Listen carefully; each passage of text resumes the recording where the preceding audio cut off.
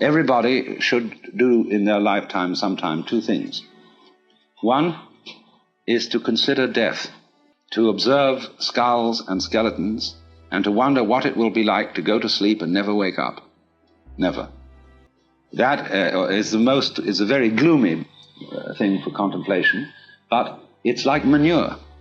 Just as manure fertilizes the plants and so on, so the contemplation of death and the acceptance of death is very highly generative of creative life. You get wonderful things out of that.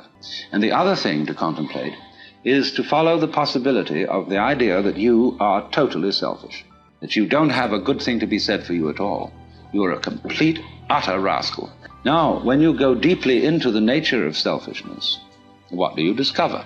You say, I love myself, I seek my own advantage. Now, what is the self that I love? What do I want? And that becomes an increasingly ever-deepening puzzle. Now, I've often referred to this. When you say to somebody else, I love you, it's always rather disconcerting to the person to whom you say that. If you imply that you love them with a pure, disinterested, and holy love, they automatically suspect it as being a little bit phony. But if you say, I love you so much I could eat you, that's an expression, it's a way of saying to a person, you attract me so much that I can't help it. I'm absolutely bowled over by you, I'm gone. And people like that. Then they feel they're really being loved, that it's absolutely genuine. But now, I love you so much I could eat you. Now what the devil do I want? I certainly don't want to eat the girl in the sense of literally devouring her, because then she'd disappear. But I love myself.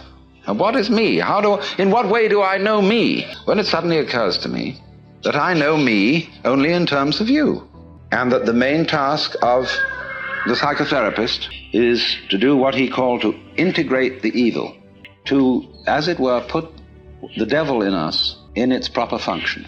Because you see, it's always the devil, the unacknowledged one, the outcast, the scapegoat, the bastard, the bad guy, you see, the black sheep of the family. It's always from that point that generation comes.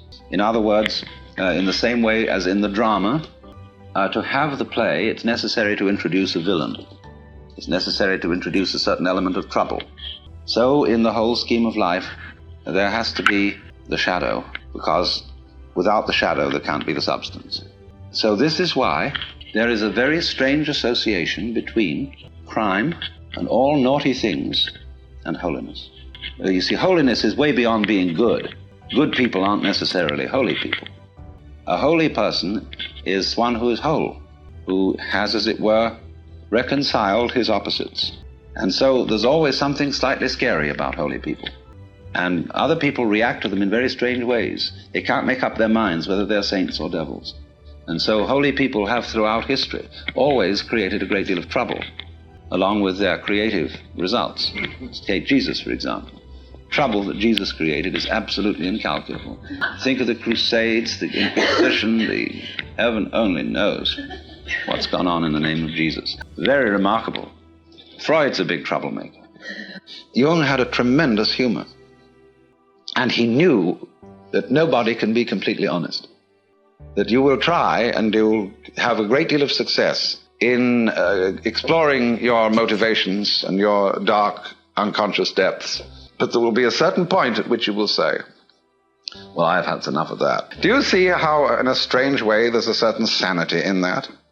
When a person indulges in a certain kind of duplicity, of deception, there is something, you all laughed when I said that. There's something humorous about it. And this humor is a very funny thing. Basically, humor is an attitude of laughter about oneself. There is malicious humor, which is laughing at other people. But real deep humor is laughter at oneself. Now, why fundamentally do you laugh about yourself? What makes you laugh about yourself? Isn't it because you know that there is a big difference between what goes on the outside and what goes on the inside? Now, I passed you around a lot of embroidery to look at before we started. And I'm perfectly sure that you got the point, that there's a big difference between the front and the back.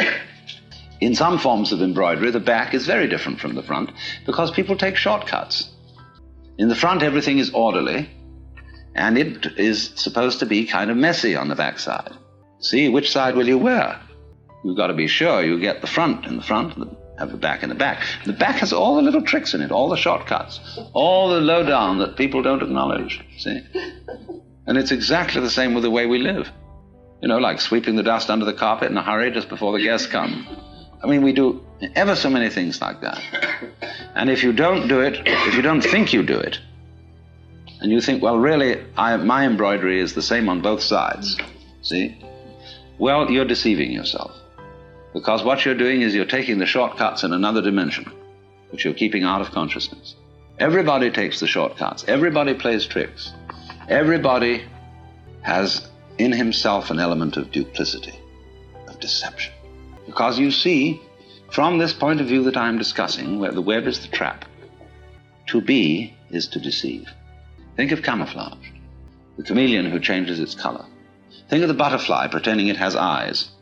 Think of the flower saying to the bee, like my honey? The bee says, wow. But then that means that the bee has to be, and it has to go on living, and all the trouble it takes to go around collecting honey and raising other bees and organizing itself and doing that dance which tells the other bees where there's more honey. There's all that stuff to do. But the flower was deceptive. Now, in the same way, I've often said life is a drama, and a drama is a deception. It's a big act. When you peel an onion and you don't really understand the nature of an onion, you might look for the pit in the center, like any ordinary fruit has. But the onion doesn't have a center. It's all skins. So when you get right down, there's nothing but a bunch of skins. You say, well, that was a kind of disappointing. Well, in rather the same way, you see, you find when you explore yourself and your motivations, and you go through and you try to find out that thing which is really genuine. So you explore the onion, and you go in and in and in, and then you find, well, it's all a deception. Now then the question arises, who's deceiving who? Who's fooling who? I'm fooling me? What is fooling? Fooling is playing like you're there when you're not. You know, getting somebody else to answer your name in the roll call. We're all, you see, this is the metaphysical basis of it. This is what the Hindus mean by Maya, the world illusion. The world is playing it's there when it isn't. And it's a trap. And it sucks you in. And you can't get out of it. And it's a thorough big trap, too.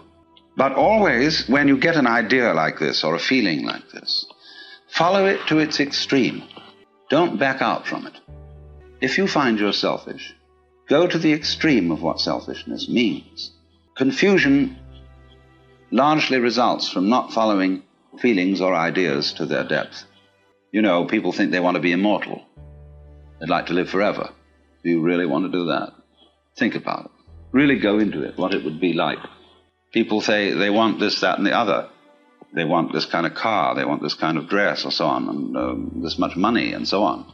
It's always a good idea to think it right through. What it would involve to be in that situation, to have those desires fulfilled. Also, when you form a relationship to another person, think it through, too. You see? How inconvenient could they be? However attractive. And always turn the embroidery around and look at the underside, but don't get caught doing it. See, that's something one does on the side in secret, because otherwise you play the game that everything is as it's supposed to be on the front. But that makes you humorous, and that makes you human.